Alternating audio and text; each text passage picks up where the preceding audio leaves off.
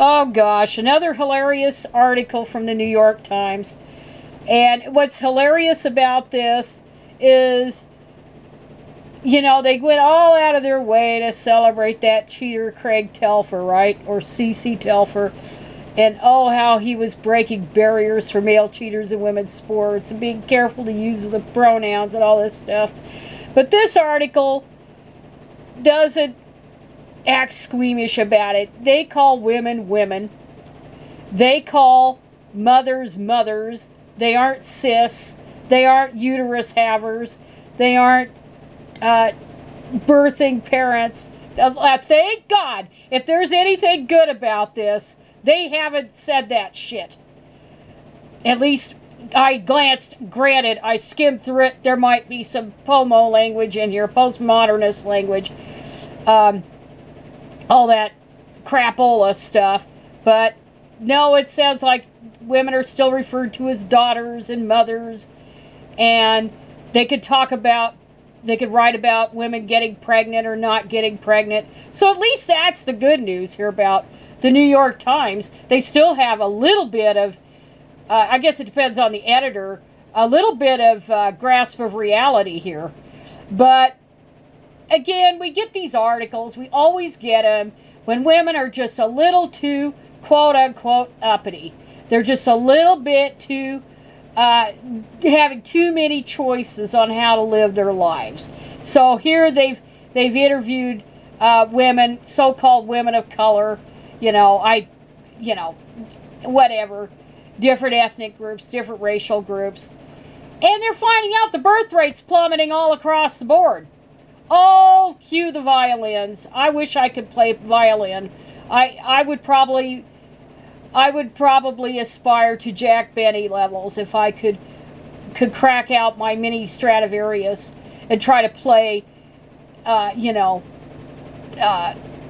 the very sad music that these women are jettisoning motherhood. Well, why do you think? Why do you think they're doing that? Well, yeah, some of it is the economy. They can't afford to. Some of it is that they can't have kids.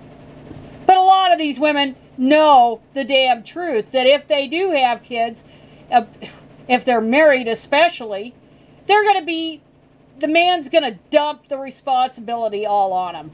So why the hell bother to do it?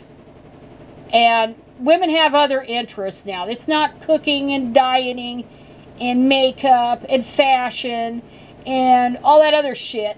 And men, of course, men and kids and relationships and all that stuff. That is, too many women have those narrow interests. But more and more women are saying, "Ah, to hell with it." So I think it's good news. The planet certainly welcomes this. And the thing is, this trend is becoming worldwide. It's not just the United States. And it's because of the evil women starting to get, they're using birth control and they're taking advantage of education and other opportunities. So this article warns that the birth rate in women in their 20s is plummeted. Well, in your 20s, you're too fucking young to even know what the hell you're doing. You know, this isn't the 1950s. That was an aberration. It was a total aberrant era.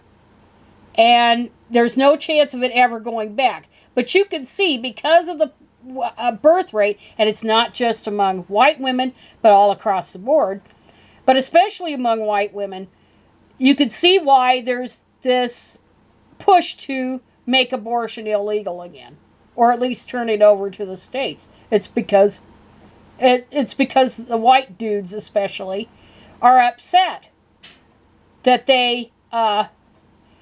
that their superiority is being challenged, their supposed superiority.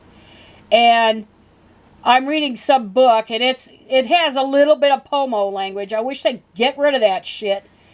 But I'm reading a book called, I think it's called Men Who Hate Women. I think that's the exact title of it. But it's all about the incels and the MRAs and all that kind of crap.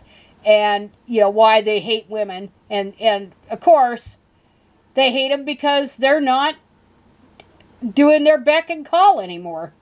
Women are marching to their own drummer. And it ain't going to change. As much as the New York Times wants to go back to the good old days, it's not happening. And so we got the slowest growth in the American population since the 1930s and a profound change in American motherhood. Well, women are treated like shit whether they're mothers or not. I mean, it's even worse in a lot of ways if you're a mother because you're dumped on. That's basically it. If not just, at home. I mean, because mainly it's at home because man doesn't do shit. Women under 30 have become much less likely to have children. Since 2007, the birth rate for women in their 20s has fallen by 28%, and the biggest recent declines have been among unmarried women. The only age groups where birth rates rose over that period were women in their 30s and 40s, but even those began to decline over the past 3 years. The story here is about young women whose births are plummeting. All of a sudden, in the last 10 years, there's this tremendous transformation. And it ain't the economy. It's been a trend for decades. Since the 70s. It's been a trend. That women just like living independently of men.